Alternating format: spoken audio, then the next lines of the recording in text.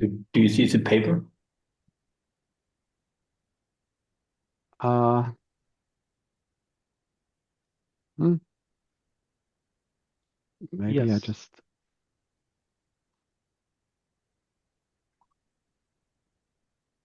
don't have the. Oh yeah, I just didn't have the right window on my screen. Okay. Yeah, now I Good. see the paper. Time resolved mapping. Okay, great.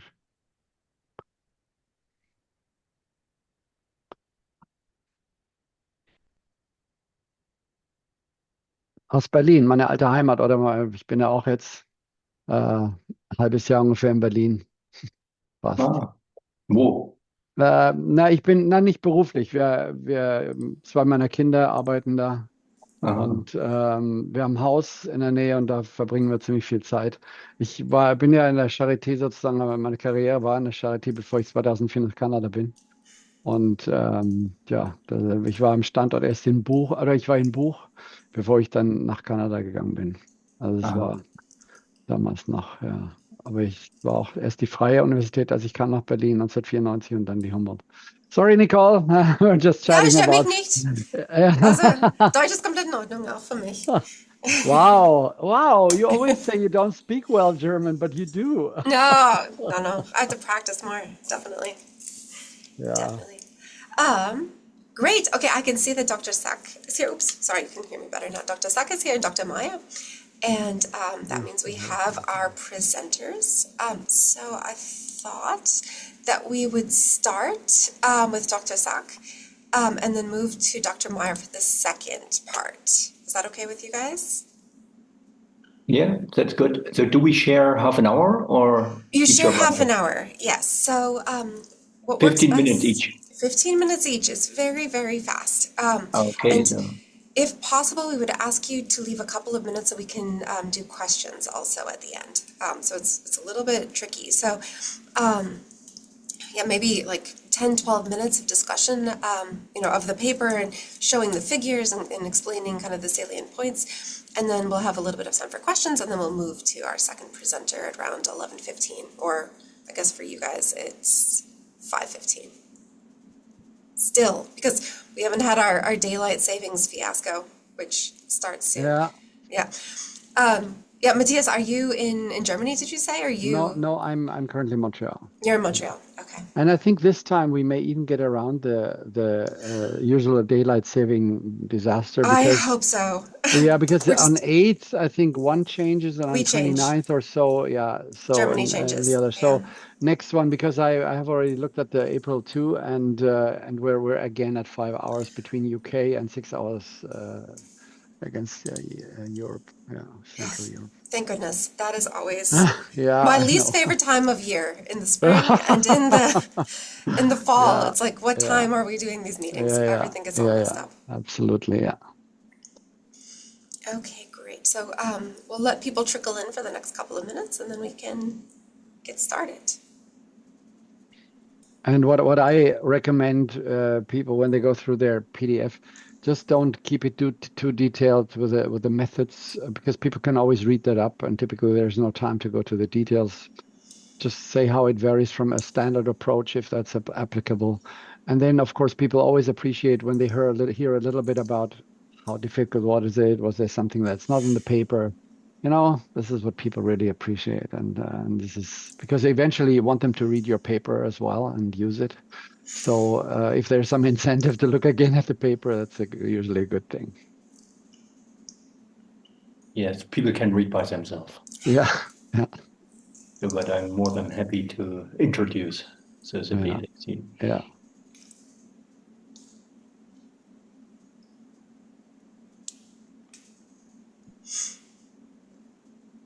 And then Matthias, I have the slide for the end. Yeah.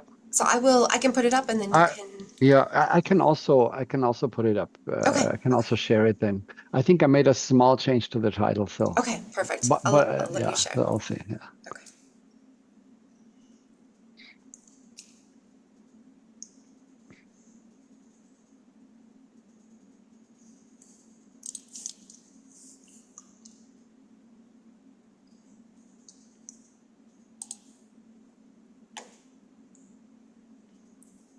Well, thank you guys very much again for inviting us to present.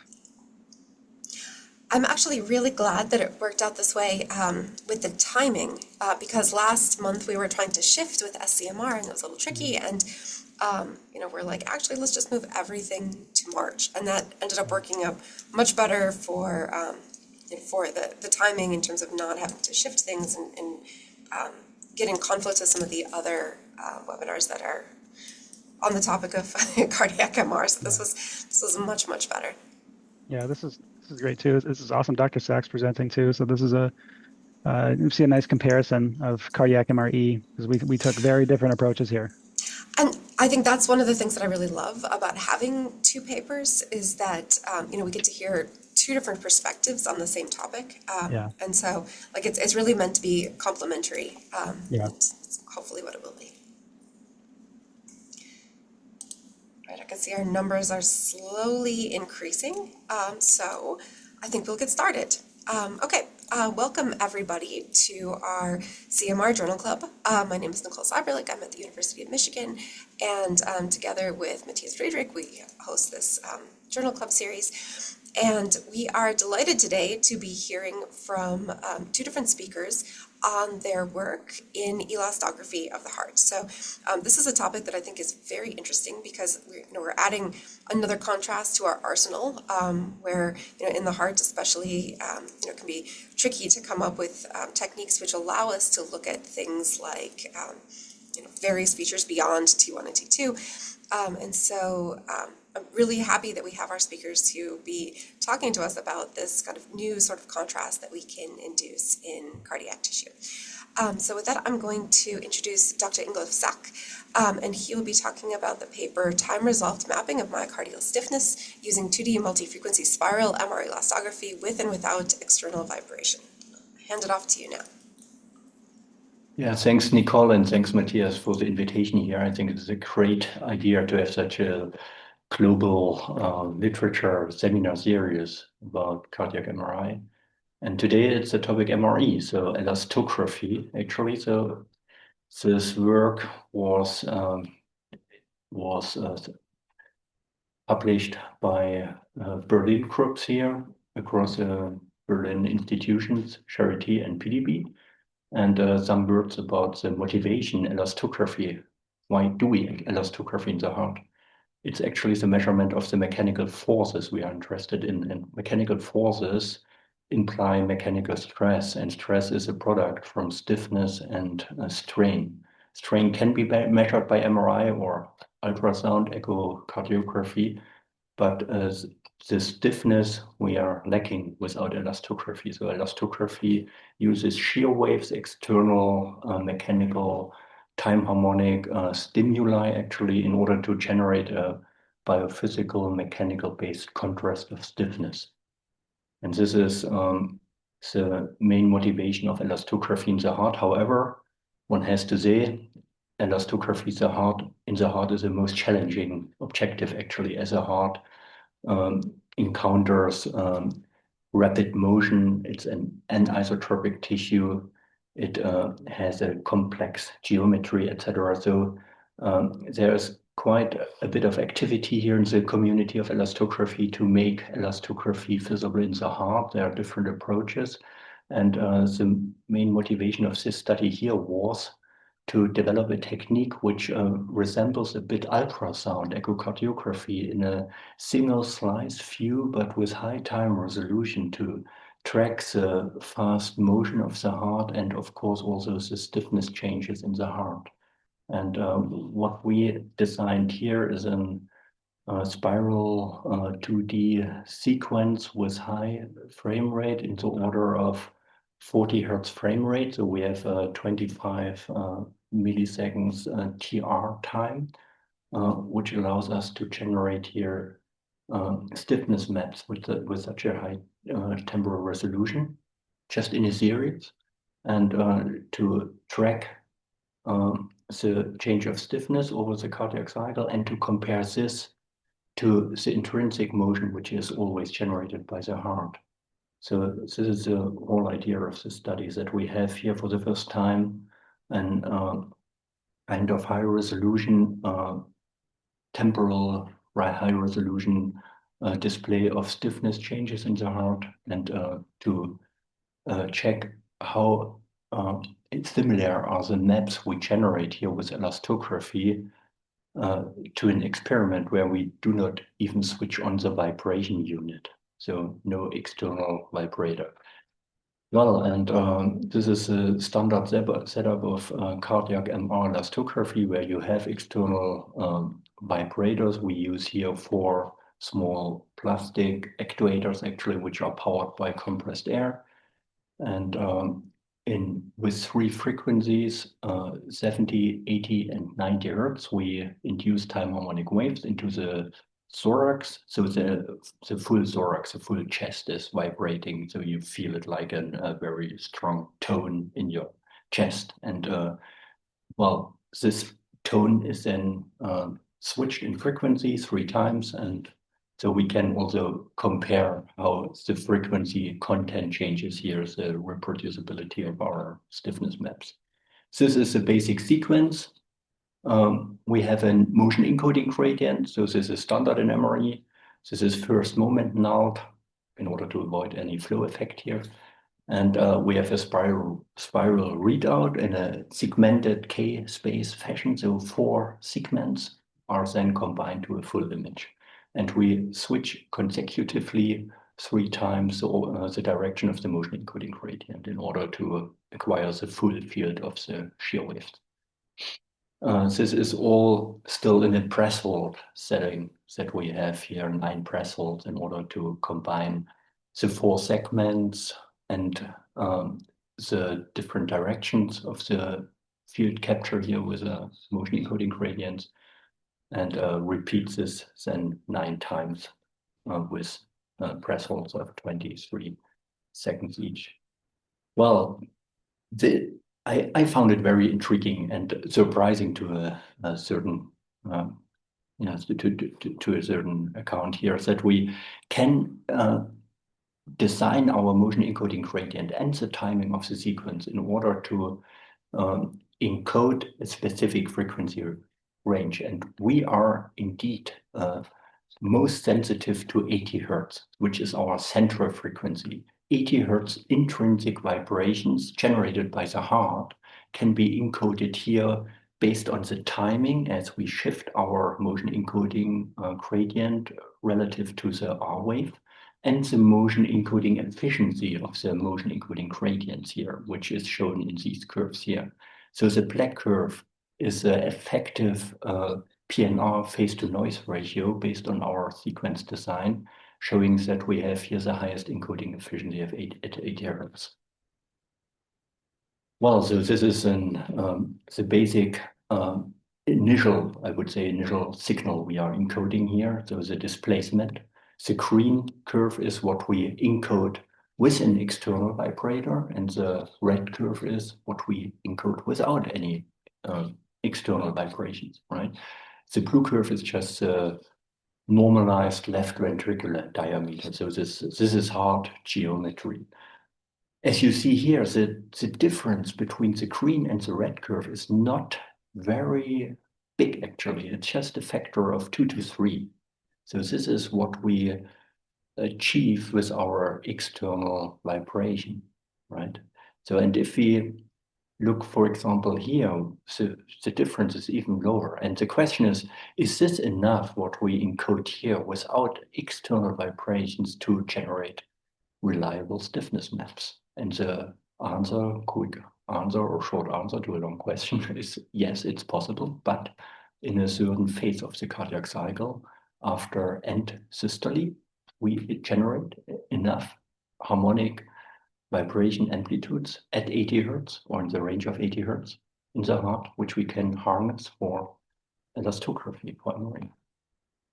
And this is shown here, actually. So this is a standard MRE. So we see sufficient wave amplitude and nice wave images. I mean, for us, maybe it's not for everybody well visible, but as an MRE guy, so I see here, this is nice waves in blue and red color coded, which we can then convert into stiffness maps here, black and white coded.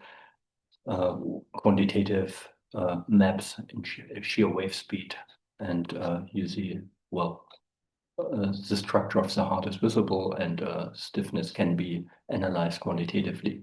While without vibration, we see it here in this end systolic phase, that we have sufficient wave amplitude to generate maps of stiffness without any external vibrator. And so that's it, basically, without too many details, I hope. Okay, thank you very much. Awesome. Thank you so much for presenting this really interesting paper showing really cool maps of stiffness here in the heart. If anyone has any questions, you can feel free to either unmute yourself or raise your hand or drop a note in the chat, and then we can make sure that the question gets asked. And maybe I will just take a first stab at it. So I'm like totally new to elastography, and you know, I'm looking at the maps here. So like it looks to me, from what I can see from these images, is that you're able to measure the displacement in end systole only when you aren't applying this external vibration. Is that correct? Yes, exactly. So this would be the disadvantage of not using stiffness or external vibrators.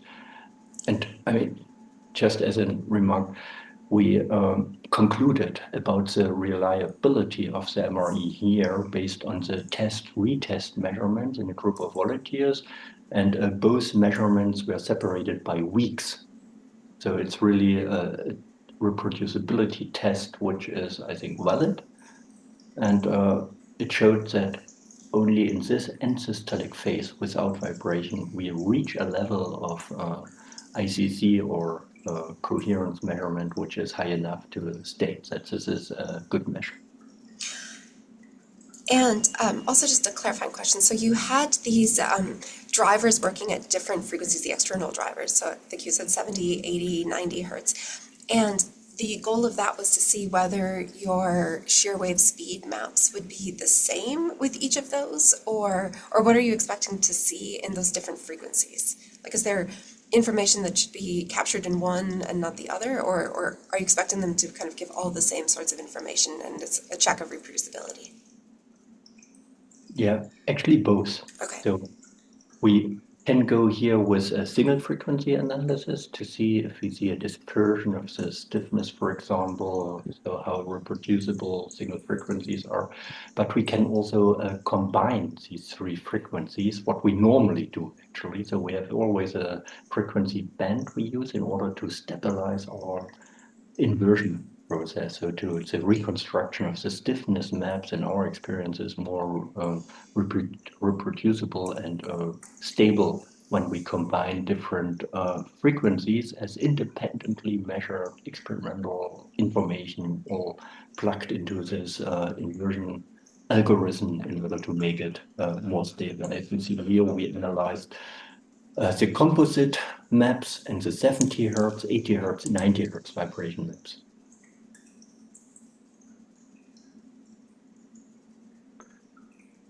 And the p-value are a measure here about the reliability. So for single frequency versus composite inversion.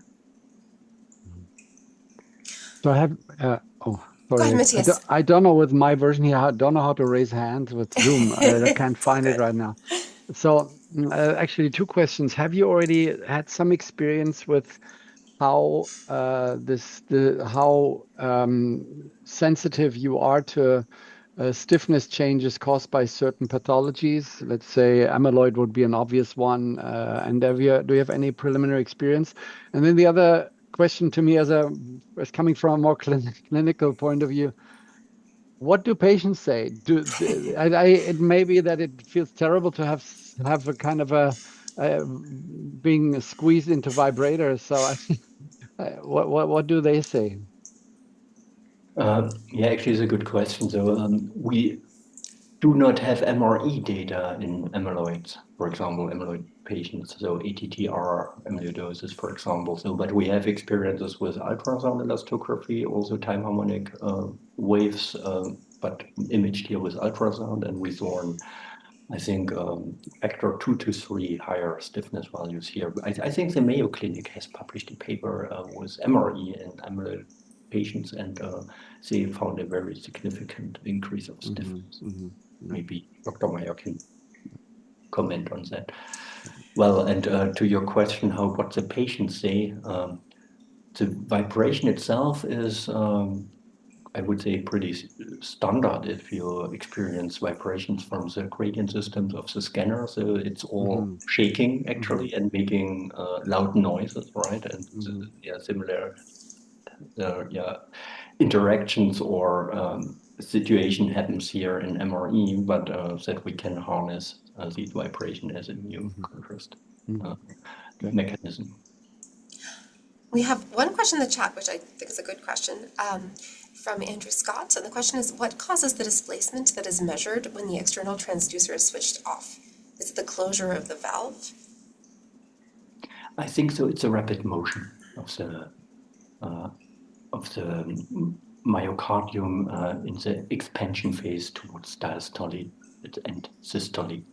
So the valve closure, I think, happens earlier, and it's too minor here, and to illuminate the entire left ventricle, for example. So I think as the entire heart is expanding here in this phase very rapidly, I think it's a good compromise between the consistency of the sequence, which relies on the timing of the R wave, detection of the R wave, and then in the sequence we acquire all the displacements, right? If we run too far away from the R wave, then we encounter again, physiological inconsistencies. But the end systole seems to be a good cardiac phase, which is visible here for this driver-less MRE. All right, then we are going to move on to our next paper, which is presented by Dr. Meyer. And this paper is entitled Free Breathing 3D Cardiac Magnetic Resonance Elastography for Myocardial Stiffness Mapping. So again, taking a look at elastography from a different lens. So with this, I'm going to hand over to Dr. Meyer. All right, good morning. Thank you very much for the invitation to present. Really grateful to be here today. Can you verify you can see my screen here? Yes, we can. All right, good deal. So thanks again. In the interest of time, I am going to have to, move really fast through the granular details, but I'll be happy to answer questions, about these things at the end. Bottom line up front, we developed a framework to show the feasibility of imaging the entire left ventricular myocardium through 7 phases of the cardiac cycle in a free breathing exam. And we used a 3D pulse sequence to do this. I'm going to focus on higher level core components here, and I'm going to take brief interludes to prior PDFs to show figures that hopefully provide some helpful context. And in particular, here's an illustration from a prior paper from our group showing our experimental setup. So in contrast with Dr. Sachs' work, we're using a single driver fixed to the sternum, and we're imaging at a single driving frequency. So in MRE, what we do is we are driving shear waves into the tissue and collecting motion-encoded K-space measurements as we do so. So we'll collect K-space measurements at a variety of time points along the period of a shear wave. We will reconstruct images with distinct phase contrast properties and estimate displacements, and then use inversion algorithms to estimate maps of stiffness, which we call elastograms. Now, MRE is much more mature and translated for other organs than the heart for reasons that Dr. Sack overviewed. This is an organ in constant motion. There's respiratory motion. The walls are thin, which has ramifications for shear wave properties. And also temporal resolution is a big challenge because we have to encode motion every repetition. So that's very different from free running radial imaging, for instance. And it presents a lot of challenges. But we know from cardiac clinical and physiologic literature that stiffness is an important biomarker for a variety of pathologies. So if we can get stiffness measurements non-invasively via cardiac MRE, that could impact clinical practice quite meaningfully.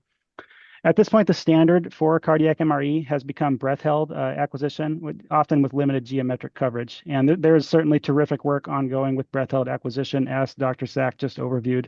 But in this work, we took a different approach. So we are using a free running exam, and we are imaging with a 3D pulse sequence. This does come with some trade-offs that we'll get to momentarily, but we were able to show that this is feasible. Briefly, here's a pulse sequence diagram that we're using. So this is turbine trajectory with radially batched internal navigator echoes. This was originally introduced for diffusion, and our group has applied this to MRE, where in this 3D frequency space, what we're doing is rotating EPI blades by golden angle increments through the KX and KY plane every repetition. Okay, and this is inside of a motion encoding schedule, which is itself inside of a mechanical phase offset or wave sampling schedule. And so this is a 10-minute long scan acquired at 3 millimeters isotropic resolution. We have 8 phase offsets and 6 sets of motion encodings. I'm going to work through our data flow here. So after our 10-minute scan, we have a whole bunch of K-space that we need to partition out according to our MRE experimental dimensions, which are motion encodings and wave time points. And we also have physiologic dimensions. And we are using an entirely retrospectively binned framework here. So we're going to use a 4-lead ECG waveform and a respiratory waveform. And we're going to reference known timings of EPI blades in the pulse sequence. And we're going to assign those with cardiac and respiratory dimensionalities. And so after we running our binning process, we have a variety of trajectories that we will each reconstruct into a 3D image volume. Here's a magnitude image here. And it is while we are in 3D space that we're going to run our MRE computations. So we'll run some filtering operations, generate our wave fields, run our inversions while in 3D for each physiologic state where we have collected all of our MRE experimental image volumes and collapse those down into elastograms. Now, at this point, we're still in 3D. And so we are going to reference separately acquired short and long axis cine images, and we're going to interpolate our 3D volumes onto distinct oblique planes, where we are also going to use masks to derive estimates, measurements thereof of the myocardium through a variety of cardiac phases. Okay, and we're also going to partition these masks into polar arcs and construct 17-segment bullseye plots to visualize stiffness in such a way that will eventually let us compare our stiffness estimates with biomarkers that are already deployed in clinical practice.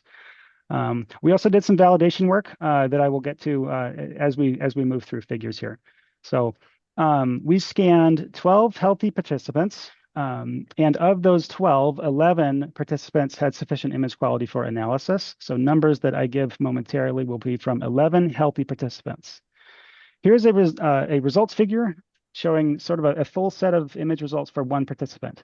And I'll work from top to bottom. At the top left, we have separately acquired reference short axis cine images with the masks that we have obtained via manual segmentation for reference. To the right of these are our turbine MRE magnitude images. So our sequence is optimized for phase contrast and not magnitude contrast clearly, right? So this is why we have referenced short axis cine images to obtain our masks. To the right of these magnitude images are wave images, where we see, at least visually, that we have an increase in wave amplitude and wave length during systole at the top here when the heart is contracting. Underneath here in diastole, we have a decrease in amplitude and wave length, at least visually. So that's in short and in long axis.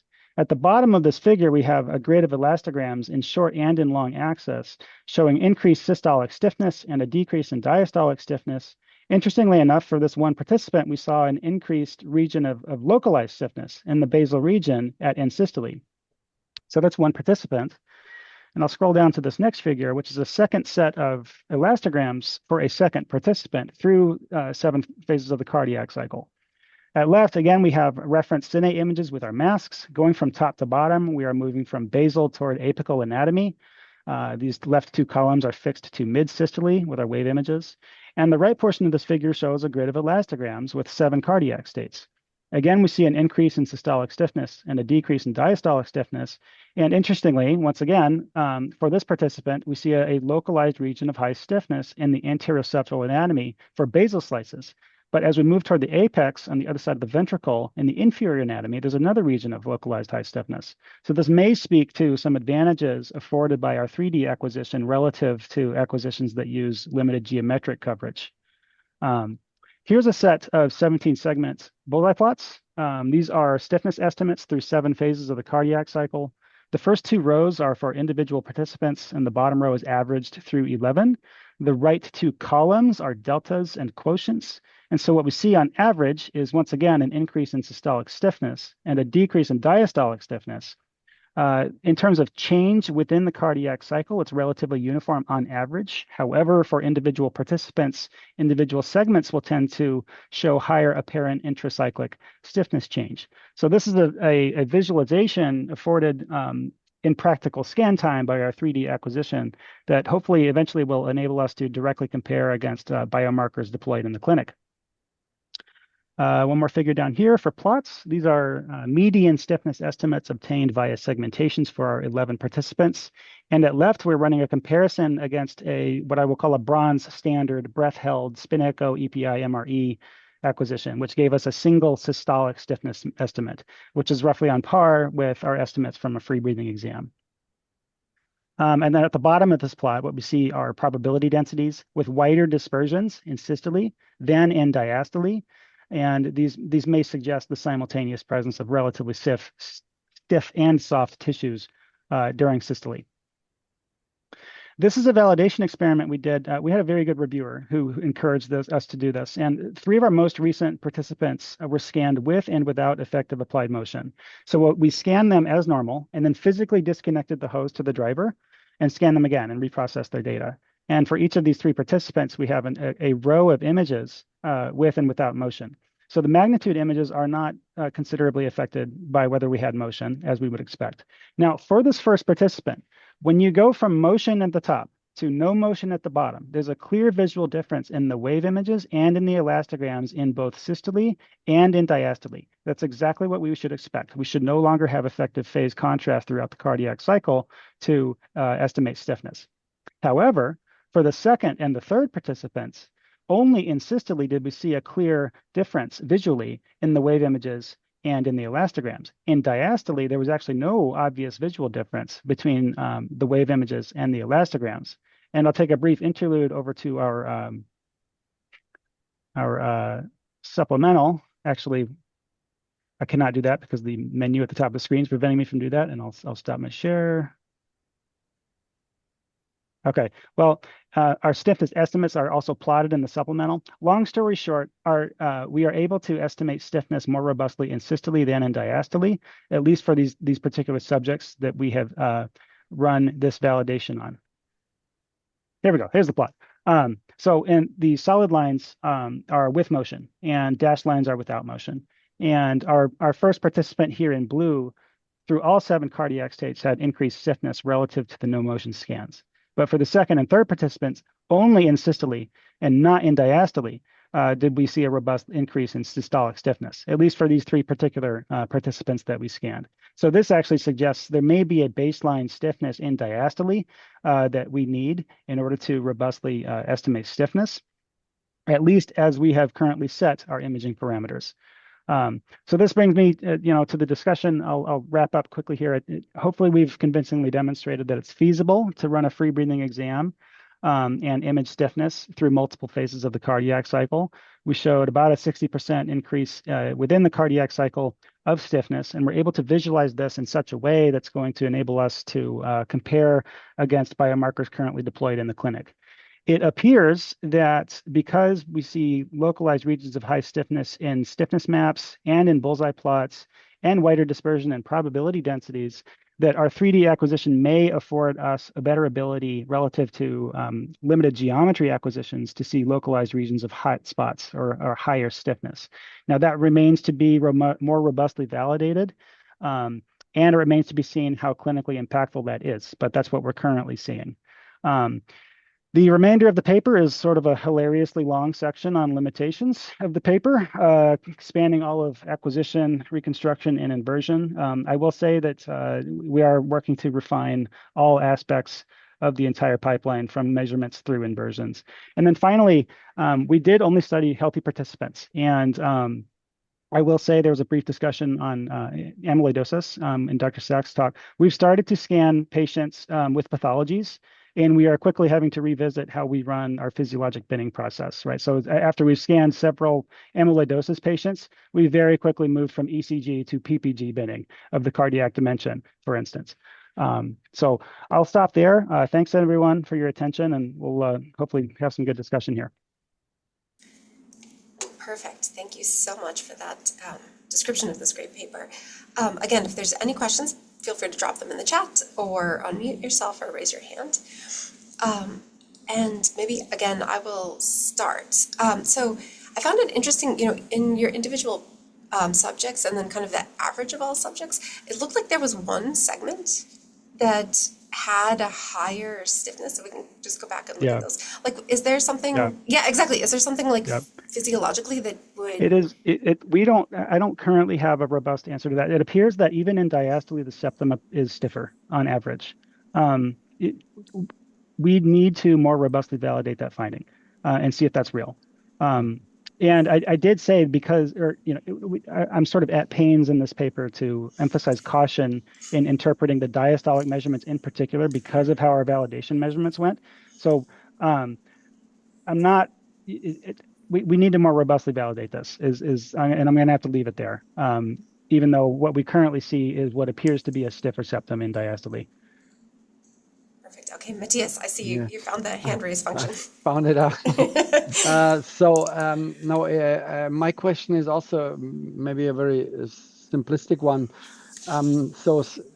First of all, I really, really much appreciate the concept of stiffness, because it will be very important to understand physiology, where stiffness is so far. Yes, we know a little bit about it, some concepts, but I think it has a very important impact on clinical presentation. But my question is, if you determine stiffness across the cycle, intuitively, I would have thought, okay, stiffness is an inherent, say, property of the myocardium as such, and it's more prominent here and there because of the motion that needs to be performed. So is there one, so far, do you have maybe a question to both of you?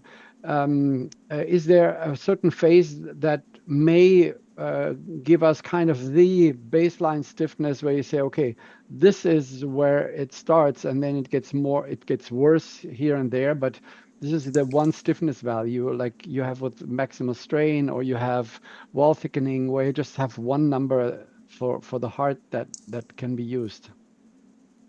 Well, I think that stiffness is going to be just permanently entangled with what physiologic state the myocardium is in. When actin and myosin start resulting in contraction, I do think it's reasonable to expect a change and an increase in stiffness there. And a single state giving a stiffness that's reflective of in some global way is I think that's difficult, right? I will say that systolic and diastolic stiffness are going to have different they may have different clinical ramifications. It's speaking to cardiologists and clinicians, often it is the case that diastolic dysfunction is of more interest than systolic function, right? And in our case, that's put us back to the drawing board, because clearly we're having a harder time getting good estimates in diastole. So okay. So that differentiates it from compliance, where we say, okay, this is how compliant the heart can be in maximum. Okay. Yeah, understood. These are related but distinct, quantities that are going to depend on the particular cardiac phase. Yeah. And maybe Dr. Sack can, give his thoughts on that as well. But I just would add to this. I mean, I fully agree to the notion that we have to be cautious here with the underlying intrinsic stiffness of the myocardium and what is imposed, for example, with a pre-stretch, right, of the heart during the diastole. I think here we enter a territory which is hard to quantify in terms of intrinsic tissue properties. However, the diastolic stiffness matters a lot to assess diastolic dysfunction. So this is definitely the golden grail of elastography to approach here.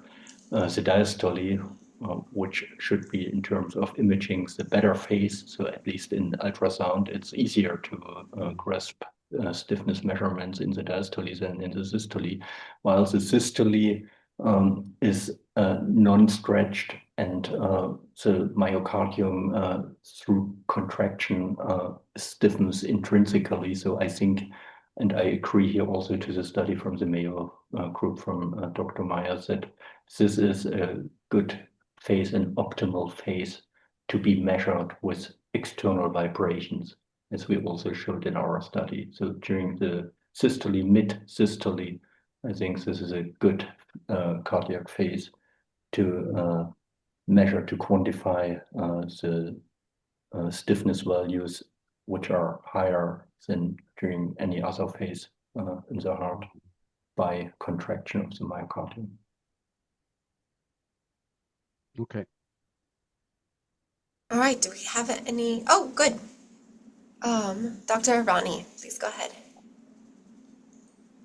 Oh, you are? Yep. There we go. Perfect. I just want to piggyback on the explanation there. Yes, it's true that we're going to have different myocardial stiffnesses, and due to different forces on the myocardium itself. However, a piece of rubber is going to always be less stiff than a piece of concrete. So this is why we are able to, even just with our breath held single, single phase of the cardiac cycle, able to see differences between people with amyloidosis and healthy control. So there is an inherent stiffness background. Unfortunately, the heart is always in this non-linear elastic regime, just like your muscles, right? They get stiff and soft based on how you squeeze them. But I think the reason why we went to this multi-phase approach too is identifying the maximum stiffness in every single person's heart may be important, as well as kind of mapping where these stiffness changes. I don't think that's ever been done. This atlas of how disease affects different regions of the heart as disease progression. That's kind of why we went, this elaborate way. So. Okay. All right, perfect. Then I think at this point we will wrap it up. We're already 6 minutes late, but that's good because it means that there was a lot to talk about. I'm going to hand it over to Matthias to introduce next month's Journal Club. I don't know whether you can see my screen. Yes, we can see. Yeah, so next month we will go to, and I admit I have a little bit of a knack of that topic, oxygenation, but there were some really interesting clinical applications. So I thought this would be a good opportunity to invite Pankaj Garg from Sven Plein's group, or working with Sven Plein's group, and Peter Svoboda, and to talk about their new paper published in JACC Advances on development and validation of a non-invasive model of mixed venous oxygenation saturation or oxygen saturation in heart failure. And then a paper on the prognosis of a similar approach, where it was the ratio between the two ventricles was used to predict outcomes in heart failure. So I hope you can join. That is the same time. It will be 4 in the UK, 11 Eastern, 8 Pacific, and 5 in Central European. So thanks a lot. Great. See you guys next month then. Have a good March. Thank you Bye, very much. everybody. Goodbye. Thanks for joining. Bye.